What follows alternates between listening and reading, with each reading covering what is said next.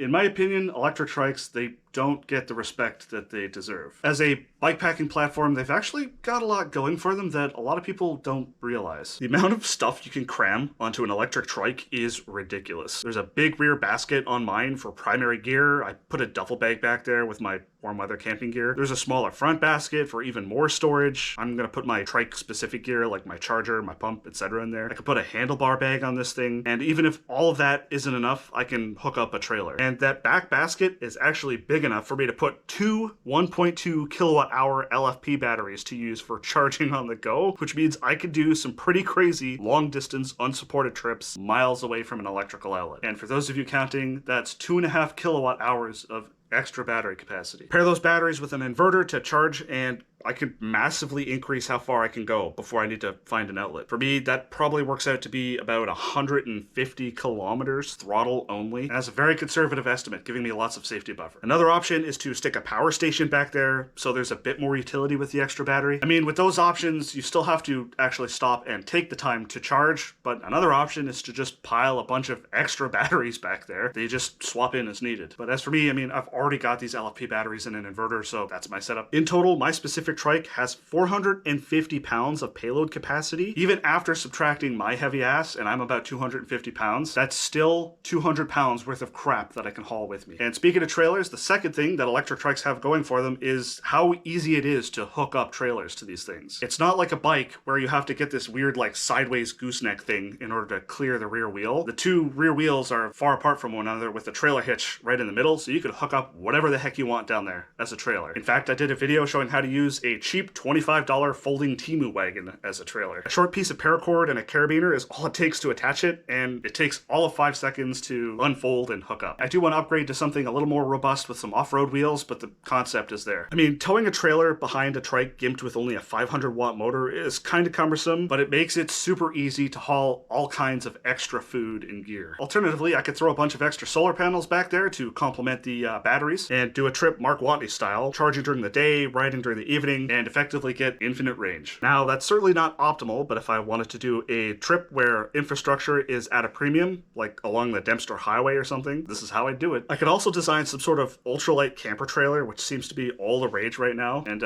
as I was writing this video, it actually seems like a really fun idea to do. And the third thing that electric trikes have going for them is their crazy stability. Here's a clip of me sliding the trike around on ice, and as you can see, you have to try to flip these things over. I had originally bought a fat tire e-bike for winter bikepacking, but I found out pretty quickly that it just wasn't that great on snow and especially ice. In fact, it sucks. With trikes, they are completely stable at a standstill. If I lose traction, I'm not gonna have my rear wheel slide out from under me and send me to the ground like a fat sack of potatoes. Ask me how I know. Instead, it just kind of slides. It's two-wheel drive in the back, so torque is split between the two wheels, and that makes it great for snow, ice, mud, and all kinds of nasty surfaces. That stability at a standstill also means you can go super slow without having to worry about falling over. And that's really helpful for when you're mowing through overgrown trails where visibility is basically zero and you just want to take your time and ease yourself through. As an added benefit, the front basket kind of acts as a bull bar and pushes all the shrubs out of the way. And sometimes you're in mud or something and the motors are so bogged down that you can only go slowly. Not having to worry about getting bucked off gives me so much confidence on nasty terrain. Hopefully you can start to see why I'm championing electric trikes so much. If you're new to the channel, I'm all about unconventional electric adventuring, including championing electric trikes as a bikepacking platform. So make sure you're subscribed if you're into that shit.